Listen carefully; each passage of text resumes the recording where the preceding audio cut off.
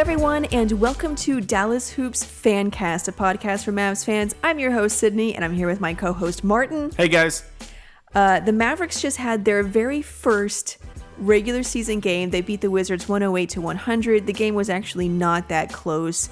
They were up by as much as 20 for a lot of it. And it was a fun game. So we're going to spend the first few minutes just kind of gushing, and then we'll go over some important talking points.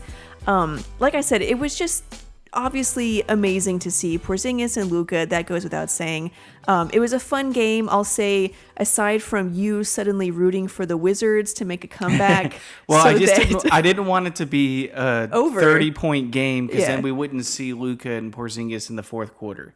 Yeah, there was a few minutes where you were actively cheering for the rooting Wizards for them to make a comeback. Of course, it started making me a little nervous. Like, I never thought that the Wizards were going to come back.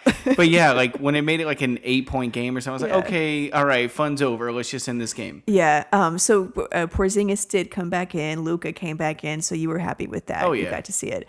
Porzingis ended up playing 29 minutes. Luka ended up playing 34 minutes. Luka was just, I mean, it's especially just, in that second quarter. Yeah, it's just so easy to him. It's so easy. He was torching them with 3-pointers, driving it, pump fakes. I mean, he is amazing. And the cool thing is that he plays for the Mavericks. He's like that guy, like, you know, Curry or Durant or Harden. And I don't know, maybe not at that level yet. He doesn't have those accolades, but he's that kind of guy. And he plays for the Mavericks. And it's so awesome to watch him play. So yeah, we're going to go through the game, but overall it was fun to see Luka and Porzingis play. Martin, what was the highlight of the game for you? Well, I don't know. Well, the highlight, I think, was the Porzingis alley-oop from Jalen. Oh, yeah.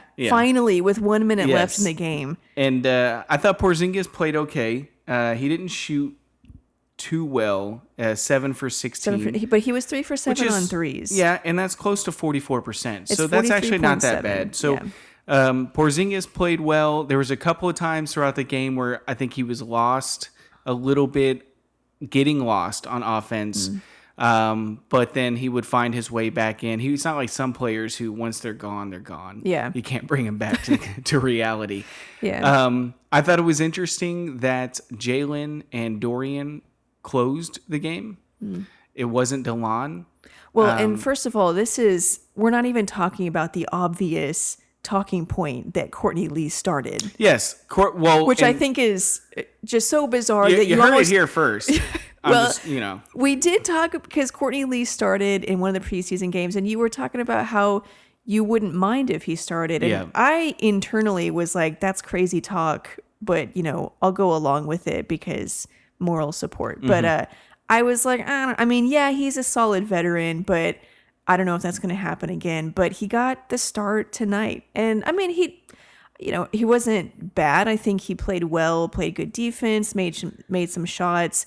I don't think it was any worse than if, you know, Finney Smith or Justin Jackson had started. Finney Smith closed the game. So even if he doesn't start, I guess he's going to close. Probably for defense, I guess. guess. I mean, well, I guess the I don't know. You know, you never know with Carlisle. That could have just been this game and the way it went. So and even the starting lineup could have just been matchups. Yeah, so you never know. And Jalen finished the game. I actually think that's probably going to be a regular occurrence because it does alleviate some of the pressure off Luka to be, especially in this game you saw where Beal was basically going at him. Yeah, all over Luka. Jalen was able to come down. But the Mavericks really struggled during that time period when Luka couldn't generate the offense. They didn't score for a long time. I do think part of that might have been that the game was like essentially over, so they're just not as engaged. And they lost their cool. It just got ugly. And I wouldn't say it got ugly. I mean, it got a little chippy because Beal decided to try to punk everyone. But yeah, I mean, having Brunson out there helped because I don't think Luka had any real need to show up Beal. I think he was perfectly fine with like, you know what, you guys handle this. I don't feel like messing with Beal. And Luka was just like that. The second quarter and really the third quarter, he was just unstoppable. I mean, he got to the rim whenever he wanted. Yeah. He'd get his shot whenever he wanted. Now, it could be because the Wizards suck and provide zero resistance defensively. But either way, the Mavericks have a guy. Yeah, they got to win. Yeah, they got to win. Yeah. Their two guys played well. They combined for 57 points. You said in our last episode that they would have to get at least 50 points for the Mavs to win consistently. Yeah. And if it's Luka averaging 34 on the season and winning MVP, then fine. And, what is the MVP chance? Like, I know. Mavs fans are just obsessed with Luka. Like, well, because he's so good. Yeah, we got the LeBron, we the got Kobe. that guy. Yeah. Yeah. The dirt. Oh. No. Not quite yet. But yeah, no, it was awesome to watch. I do kind of want to talk about the Bradley Beal thing because we talked about this a couple of episodes ago, how I had noticed some players, one thing that Luka doesn't like is when players knock the ball out of his hands after a whistle. And I said, I think players might do things like that to try to get under his skin this year. And he's going to have to learn to just not react to it, which he did a fine job of. But I think that this whole Beal thing shows that that is going to happen. Yeah, I didn't really believe it the first time you said it, that we would see it. But after seeing this game, you realize they don't have any other way of stopping him. Yeah. Well, and also I don't think they like having him show them up. Yeah, he's a and young some of his step guy. back and his step backs are just nasty. They're so nasty. Yeah, they're so mean. And it's just like, why are you doing that to me, man? Yeah. I'm just trying to guard you. It's embarrassing, and I think guys don't like that. And so, Beal, it was a blowout. This was not about winning the game. I think it was exactly what I was saying, that players are just going to try to do that because it's all they can do. He was putting on a show. And he had that one layup where he left his arm up for a while. He just knew. He was on fire. Yeah. And he'll have some games where those crazy three-pointers don't go in. Mm-hmm. But tonight they did. And then, with Beal, I think, he's going to have to learn to not let it get to him. And I don't think he does let it get to him too much. Well, he gets frustrated. Yeah. And but I saw in this game, I think it clicked in his head. Like, right when we were talking about it, it clicked in his head at the same time, coincidentally. Okay, this is what they're going to do. And then you saw him just calm down, and then boom, he was done with it. Yeah. And I think going forward, I think he's gonna be able to sense it as soon as the other team starts to do it, and he's just going to move on. Yeah, he was at a certain point on offense, he wouldn't even try to get involved. Mm-hmm. Like, he would just stand over on the 3-point line and just let Brunson or whoever run the offense, because it was clear Beal was just going to be in his grill. And it was like, you know what? We're up by a lot. Mm-hmm. This doesn't matter. There's no need to make this bigger than it is. Like I said, he has no need to show up Beal. Yep. He doesn't need that. So he was like, you know what? You guys just finish the game. I don't want to mess with this. What did you see from Porzingis that really stood out to you? So I thought he played well, but I do think, when I was making my predictions for what he's going to do this year, one thing that I made a note of is that his shooting percentages probably will drop a bit. And they did. Like, he missed his first few shots, and he had some other shots that just didn't go in that I think normally would go in. He actually finished the game, though, like you said, 44%, which is what he averaged last season. 43.7. So towards the end of it, he kind of picked it up. And so I wonder, like, when I was making my projections, I wondered, his shooting will take a drop, but will that just be for a game or two, or a couple of weeks, or will that be the whole season? I think with him, it looks like he's looking for his rhythm. He's looking for his place. He's trying a lot of different things. Yes, and how he fits. And so sometimes you see him just force a shot because he's just trying to get going and see where he kind of fits within the offense. And even with that, he was still effective with 23 points. The thing I noticed most was his defense. There were some times where he was great at rim protecting, and I don't know if he recorded a block. He had one block. He did have one block, but other times he affected the player. Yeah, mostly just going straight up was enough. But he struggled with the pick and roll. And it wasn't so much because he's not quick enough or whatever. He just was not getting the right angle when he was coming up on the pick and roll. He was either going too aggressively at the guy inside, so the guy went right around him on the outside, or he did too aggressive on the outside and the guy went in the inside. And so I think he's going to have to get that angling correct and the force of which he comes up. But he got burned a couple of times with that. And if he doesn't clean that up, then they would get torched. But I think it was just more of something that I noticed that he's got to clean up. Just kind of learning his way around a little bit. And I know he's never been a strong rebounder. I would like to see more than 4. But I do think a lot of that, again, he's looking for his place. Yeah. Like I feel like he's thinking the entire time and not just playing. Like he's trying to figure out, what am I doing? What am I supposed to be doing? Instead of just freely playing basketball. So about the rebounding, when I was making my predictions, this is obviously one thing that I looked at. And in the preseason, he did really well. He had several games or a couple games of double-digit rebounds. But for his career, he actually averages 7.1 rebounds per game.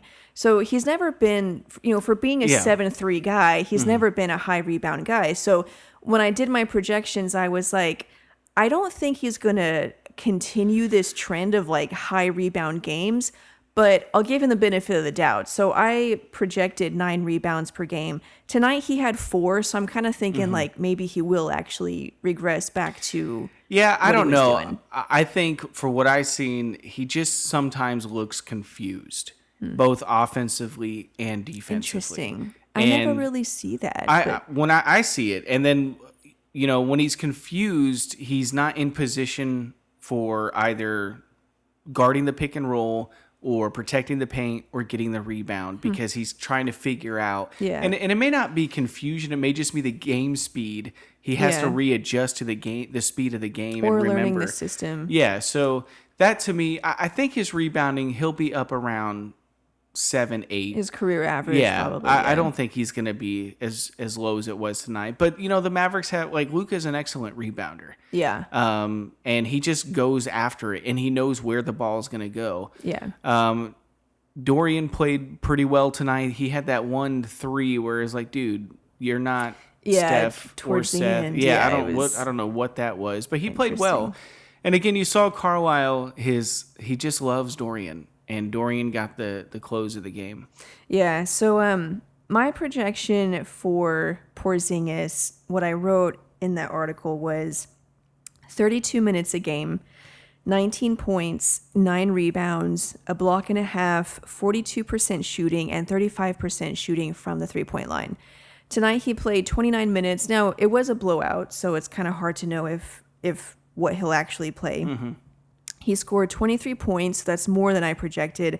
4 rebounds. That's less than the 9 I projected. He had 1 block, and he shot over 42%, which is what I guess. He shot 43.7% and 43% on threes, which I think is really, that's kind of a relief because, like I was saying in the beginning, he struggled shooting in the preseason, particularly on threes. I think he shot 28% on three-pointers in the preseason. Mm-hmm. So tonight for him to go 3 for 7, that to me, like everything else, I think you can work on it and it's fine. But the shooting has to be there in order for him to be that impact player. So that was comforting to see. And I think because he's going to be shooting so many more threes, that his overall field goal percentage is not going to be higher than 45. Yeah. Unless he's shooting 45% from 3. True. Just because of the amount of threes. Like Doncic, he's got to get his field goal percentage up around 45, I think, and his 3-point percentage around 35, 36%. Who, Doncic? Yeah. But he was 12 for 19 tonight. Well, tonight he was unstoppable. But this was yeah. He's not going to go 12 for 19. Yeah. What do you think of DeLon Wright? He played 21 minutes. He had 5 points, 4 rebounds, 3 assists. So DeLon Wright is a player that I don't know a lot about. Mm-hmm. I just haven't seen a lot of him play. I mean, all of the NBA hasn't seen a lot of him play. So I'm kind of figuring him out as everything goes along. In the beginning of the preseason, I wasn't really like high on him because he wasn't doing anything. But the last couple games, he was really more aggressive and I thought became a really important part of the offense, just in terms of getting the ball moving and running the offense. And I think that played out also in this game. He was actually a part of the offense. Now, like, do I think he made an impact offensively? Probably not so much, not in the way that you would think. He didn't score a lot. Yeah. He did have that 1-3 that he took, nailed it. I thought that was important for him to take it and also to make it. But really, what I'm focusing more on with DeLon is his defense. Like, I talked about this with when we were saying the 5 things that have to happen for the Mavs to make the playoffs. One of them was that he has to be that defender that, you know, that they want him or that they need him to be. Yeah. And tonight, one more point. Tonight, Bradley Beal went, 6 for 25, 7 for 25. Now, DeLon wasn't on him the entire time. I think it was more of a team effort, but he did seem to play good defense when he was on him. Yeah, I think you saw what you're going to get from DeLon. Yeah. And I think if, depending on the matchups, you might see DeLon closing a game. If let's say, for example, on Sunday, we were going against CJ McCollum and Damian Lillard. Yeah. I gotta believe that you'll probably see DeLon out there. Even maybe Jalen's still out there, and it's just not Dorian or somebody because of his DeLon can guard the point guard or CJ McCollum. So we'll see, you know. But I don't know. I want it to work out. I want DeLon to be the guy that the Mavs hyped him up to be. Yeah. But I think Jalen's just kind of just on another level. Jalen is so good. Yeah. And Jalen didn't even play that well tonight, but you can just tell he's got game. He's got skill. It's funny because he actually does play a lot like Barea. Oh yeah. You know, I he noticed, uses his size. Yeah. He's very crafty, and I noticed this with fan bases.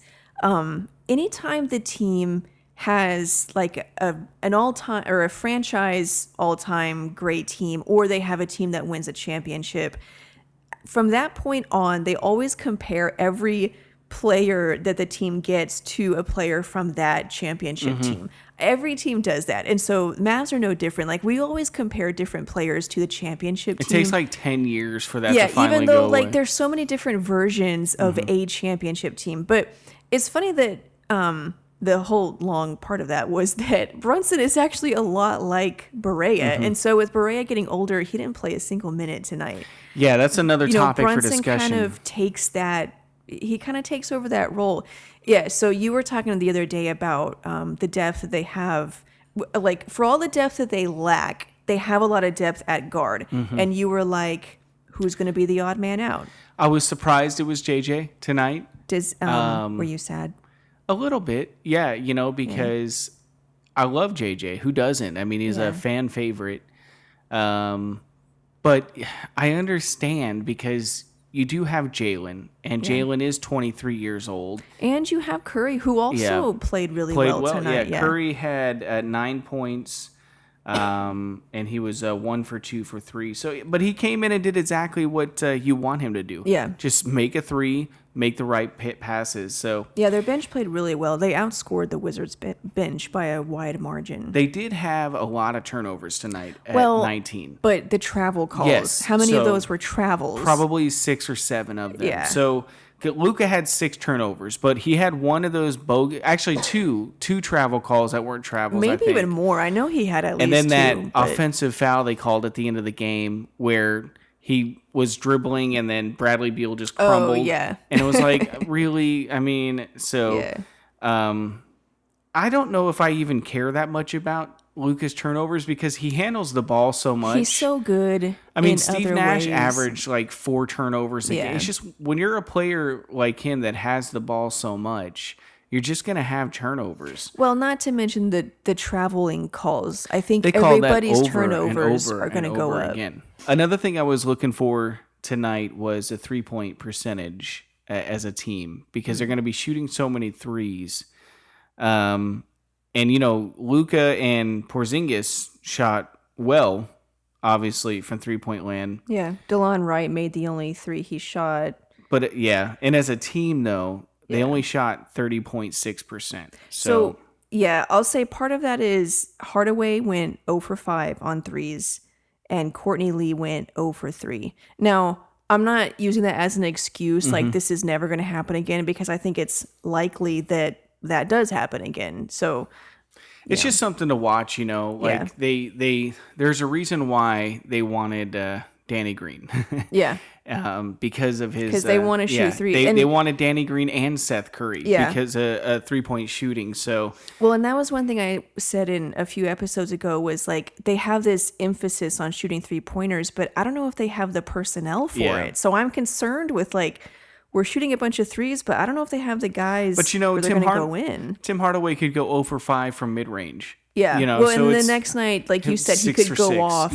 For 25 points. That kind of player. We'll see. I mean, it's just the first game. So, and I thought the team also started off very slowly. Oh, yeah. And they also didn't finish very slowly, which is funny because the motto for the season is finish strong or start fast, finish strong. Oh, really? And we started slow, finished weak in this game. But the second and third quarter, we dominated, and Luka was unstoppable. Yeah, it was a fun game, and again, the Wizards are not a great team. So I said during the game, I thank the NBA schedule makers for giving this as the Mavs their first game, so that they can kind of build some confidence. Yeah, and I also don't want to take away from the win. Like Carlisle said, they won the game. Yeah. And that's good because they haven't won their home opener very often. Yeah. And they won. So, yeah, they have a lot of things to work on. And, yeah, maybe the opponent isn't that good. But the fact is they won the game. And last year,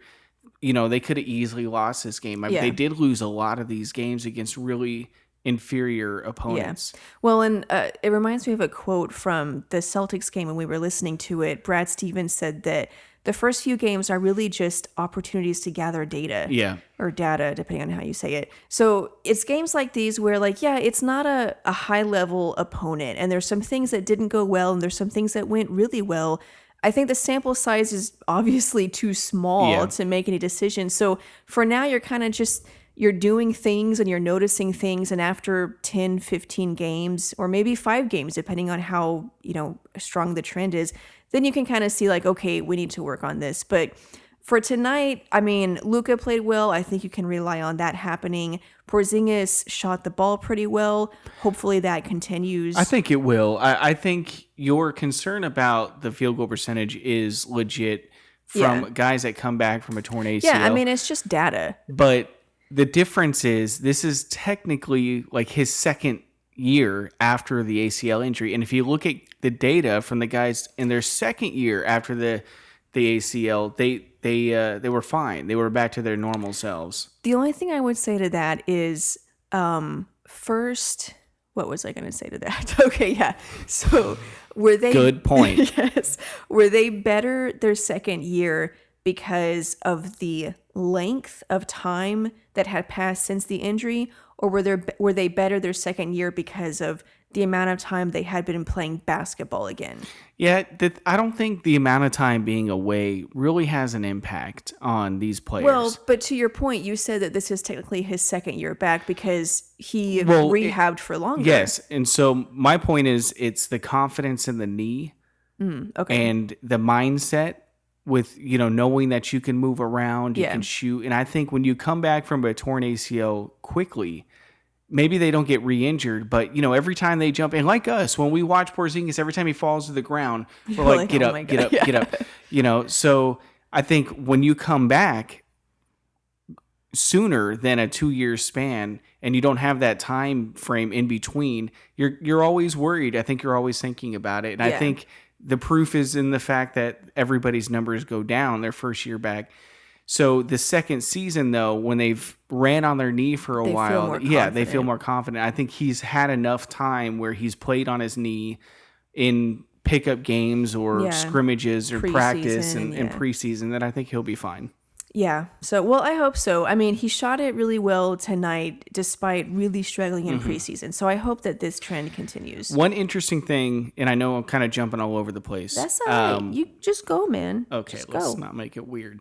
One interesting thing I thought, or that Carlisle said in his post-game comments about Courtney Lee starting, and he said, what how they came to that decision was they looked at a lot of film between, I guess, Dorian, Courtney Lee, and Beal specifically. Yes. And how they guard Beal and how they do on Beal.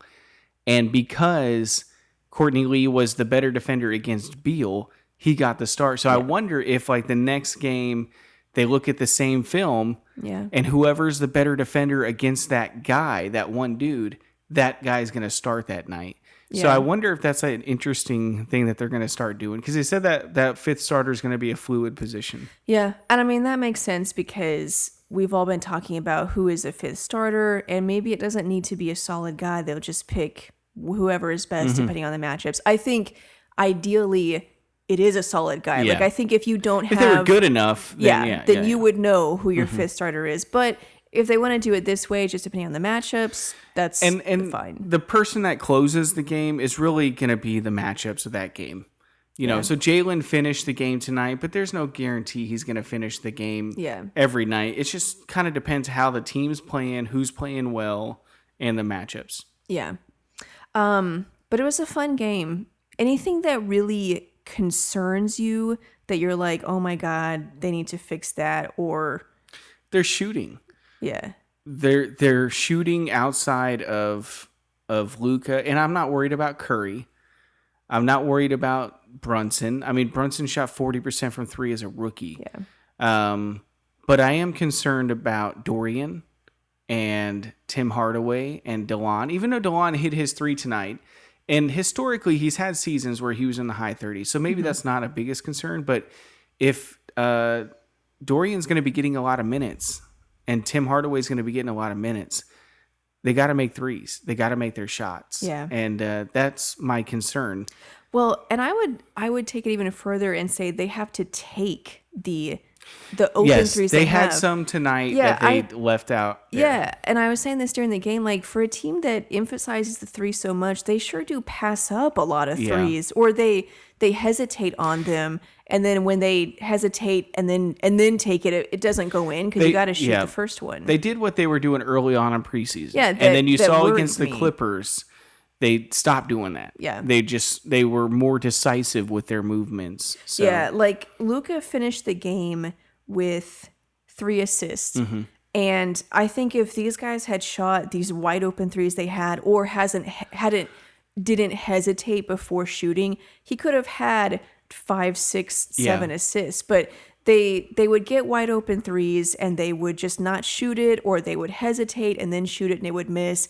And it's, that was, I said this, in the episode you're talking about, it's like, it's so weird to me because I know that they've emphasized threes, but for some reason guys just don't want to take them. And the offense, and really like Luka, the offense creates good shots. It creates these open threes. You got to take them. And when Carlisle shows him the film, true, he's going to be like, these are the shots that you got to take. These are the ones you don't take. Yeah. And they're taking the ones that he doesn't want them to take, which is hesitant, contested, and it's a mid-range. Yeah. Or they're driving it into 4 guys of traffic. They passed up a wide open 3. So we'll see how the 3-point shooting goes, but it wasn't good that, of course, it's the first game of the season. It's the first game, but, and the team started off slow. We're reacting to this game. That's all it is. Yeah, and I think Luka's assist numbers, I before the season, I was projecting that he was going to average like close to double-digit assists, if not more.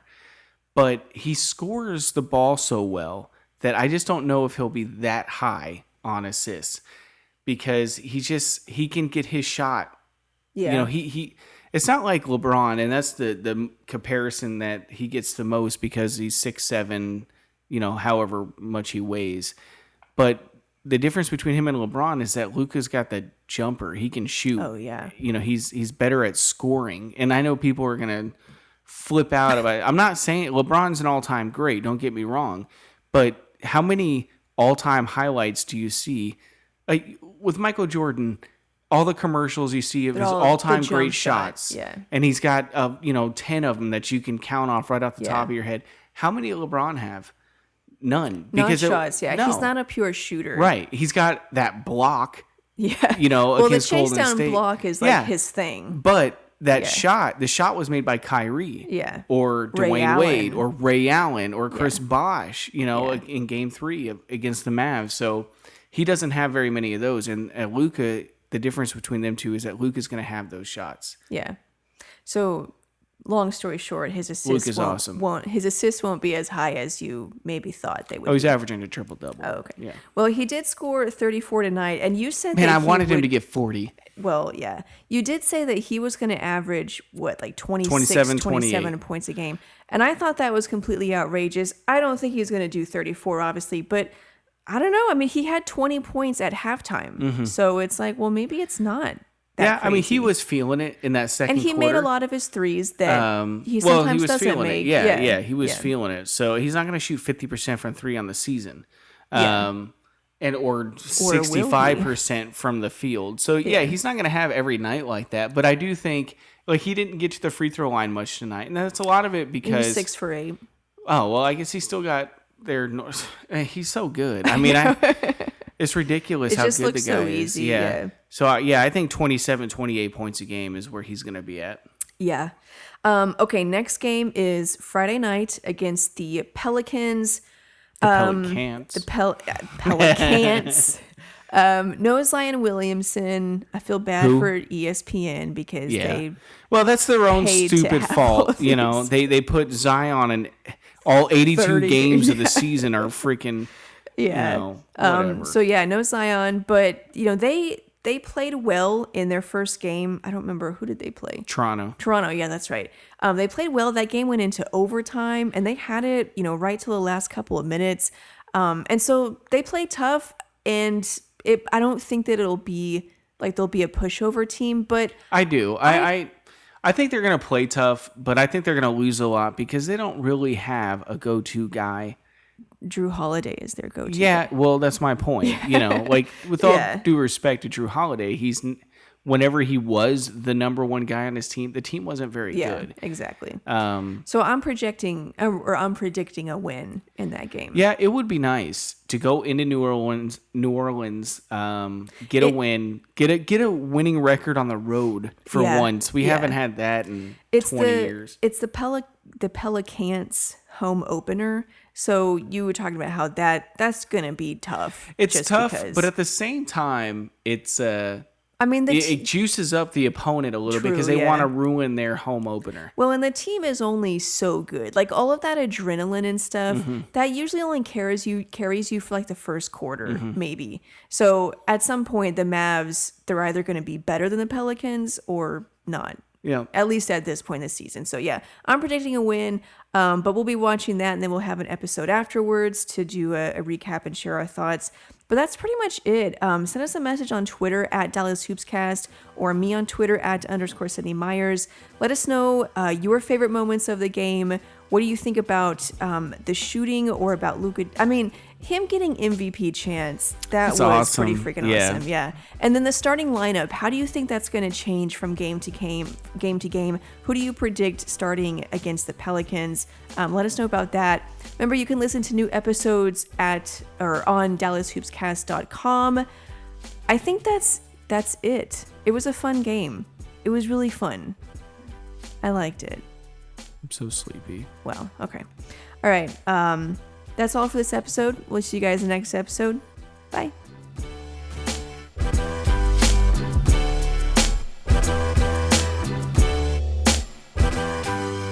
not promised tomorrow in this little shop of horrors. Not promised in this little shop of horrors. Don't promise tomorrow in horrors. You're not promised tomorrow in this